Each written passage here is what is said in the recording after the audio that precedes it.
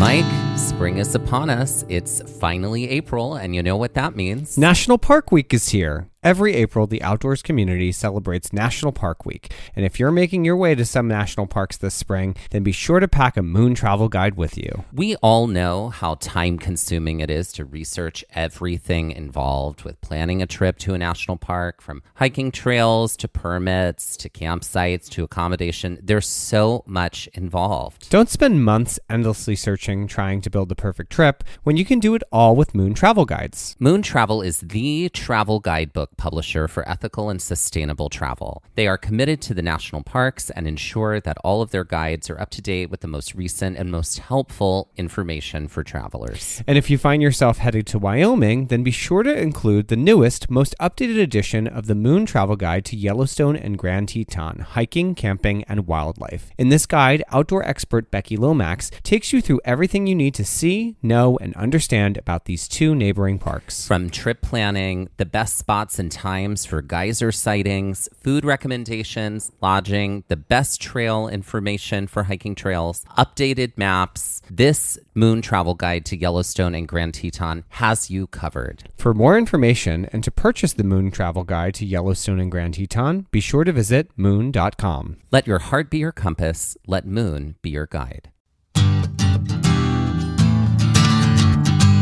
Hello and welcome to Trail Mix by Gaze at the National Parks. I'm Mike. And I'm Dusty. If you're joining us for the first time, Trail Mix is the short format episodes of our show.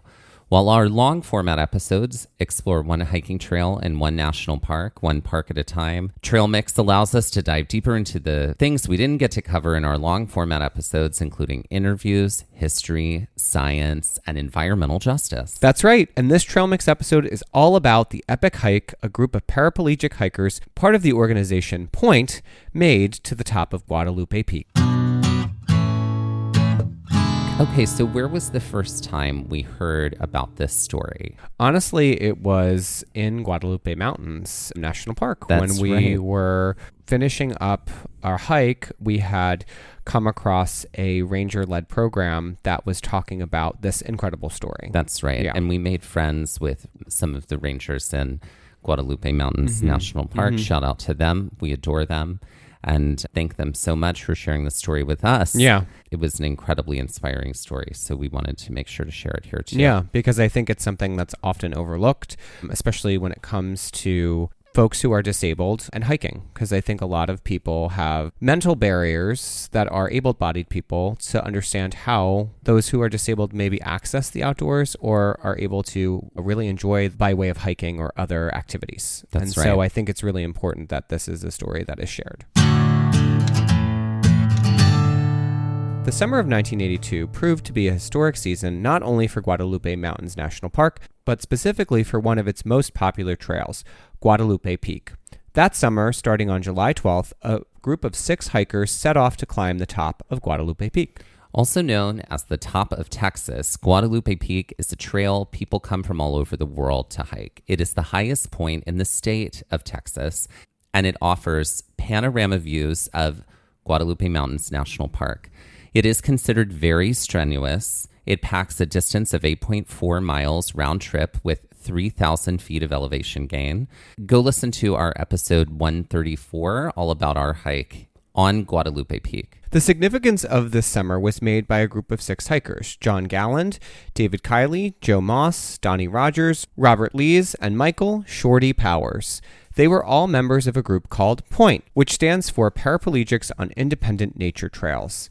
And on this day, in July of 1982, they set out to climb Guadalupe Peak in their wheelchairs. This hike was in conjunction with raising money and awareness for the West Texas Rehabilitation Center located in Abilene, Texas, and was only thought of about a week prior to their actual climb.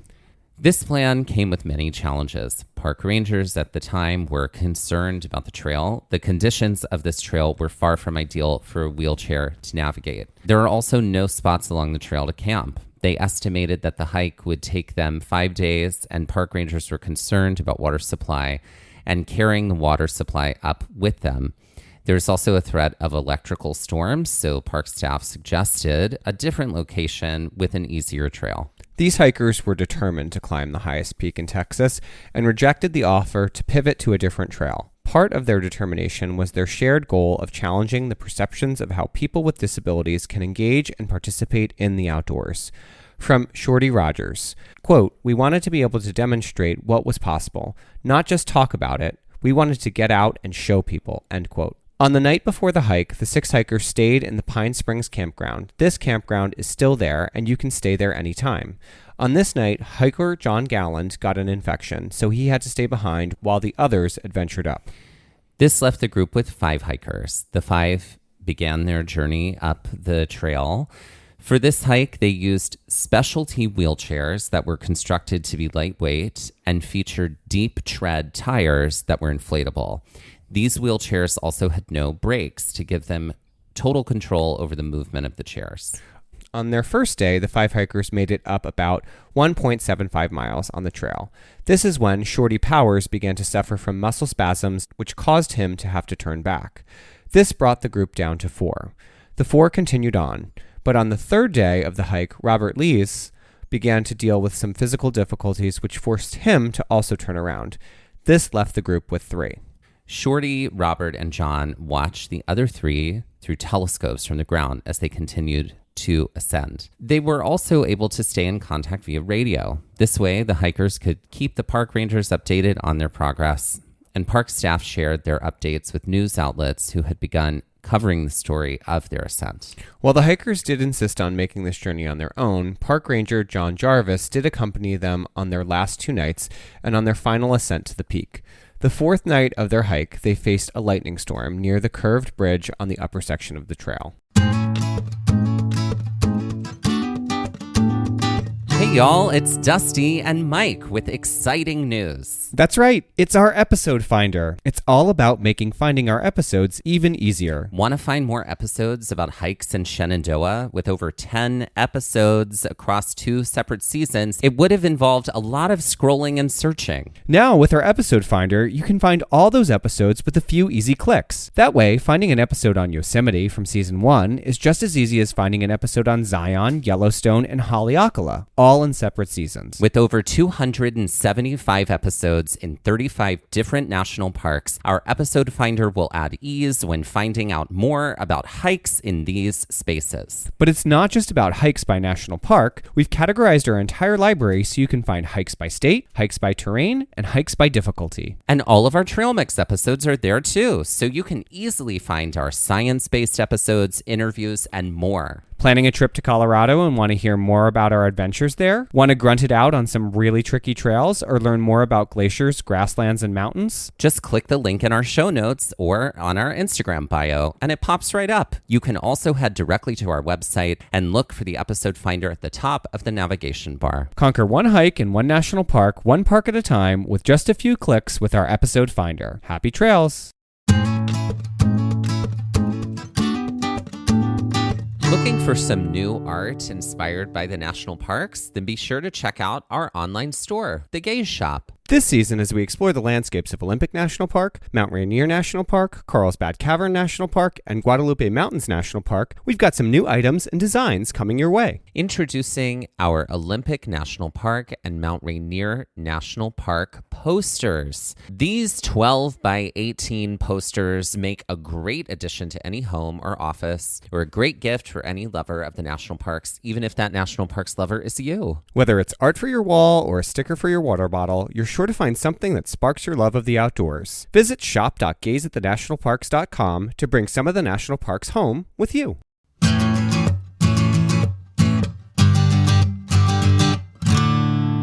But nonetheless, the hikers persevered.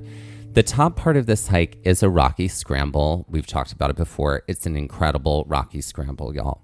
To ascend this last section, the hikers had to get out of their wheelchairs and either drag them behind them or push them up in front of them to reach the summit.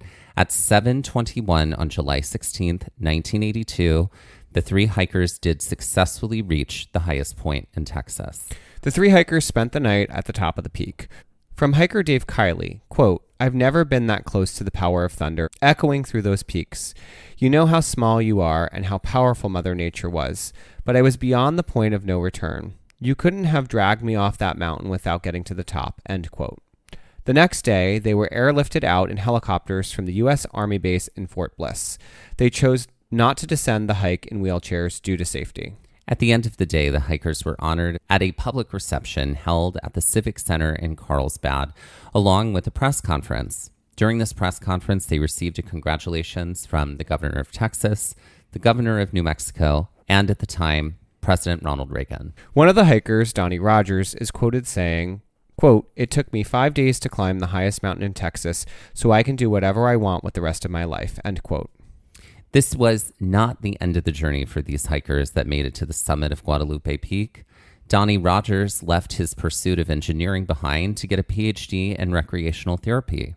At Indiana University, he helped to build a program that focused on people with disabilities and their participation in outdoor sports and activities. Dave Kiley went on to have an athletic career, winning 13 Paralympic medals, and was later inducted into the Olympic and Paralympic Hall of Fame in 2022. And the organization Point continued to live on. Shorty Powers continued to lead Point and develop new programs for outdoor adventurers with disabilities, including fishing and hunting. Point, as an organization, still exists today. It's now called Turning Point. Here is the mission from their website in their words. Quote, "Turning Point, Paraplegics on Independent Nature Trips, was founded in 1979 by Michael Shorty Powers. After an injury at age 17 left Shorty without the use of his legs, he began looking for opportunities to become involved in the outdoor recreational activities that he had always loved. He found no organized activities that were available to people who had major mobility impairments. Not willing to give up his love for fishing, kayaking, scuba diving, and hunting, Shorty established Turning Point to assure that outdoor activities were readily available to people with many types of physical challenges. Turning Point is a 501c3 nonprofit organization designed to teach people with mobility impairments the skills necessary to fully enjoy the outdoors and to provide free or low-cost activities. Turning Point provides the encouragement and support needed for people who have major physical challenges in life to fully participate in the adventure of living," end quote. The sources for today's trail mix include the National Park Service, the article Adapting National Parks for Wheelchair Hiking by Alyssa Greenberg, published on pbs.org, the article How 3 Men in Wheelchairs Summited Guadalupe Peak in the Early 1980s by Andrew Stewart, published in Texas Highways, and turningpointnation.org. And now let's end this trail mix like we end all of our trail mix episodes with some Jeopardy-style trivia. So this Jeopardy is titled ADA, and it's all about important activists that are disabled and how their activism helped lead to other things. Great. So for 100, this man of steel was paralyzed after a riding accident in the mid-90s, which left him as a paraplegic. Afterwards, he became a tireless voice for disability rights and spinal cord injury research. Who is the star of Noises Off, the movie, one of my favorites, Christopher Reeve? Correct. For 200, this senator from the state of Illinois has a number of firsts under her belt, including being the first woman with a disability being elected to Congress and the first person born in Thailand being elected to Congress. Along with this, she is a steadfast advocate of disability rights and has worked tirelessly to protect the ADA. Oh, I don't know. Who is it? Who is Tammy Duckworth? Tammy Duckworth. Great. Okay. For 300, Ed Roberts was a pioneering activist for people with disabilities. A quadriplegic himself, while at college at Berkeley, he formed the Physically Disabled Students Program, or PDSP, who, among other things, fought for easier access to sidewalks and walking paths by making cuts in these edged borders between the sidewalk and the road. What are curbs? Correct. For 400, Sir Ludwig Gutmann was a neurologist, neurosurgeon, and medical pioneer who organized the Stoke Mandeville Games, which later became this every 4-year event. What are the Paralympics? Correct. And for 500, Marilyn Golden was a disability rights activist who died in 2021. During her life as an activist and policy analyst for the Disability Rights Education and Defense Fund, she was appointed to the United States Access Board by this 90s president. Who is Bill Clinton? Correct.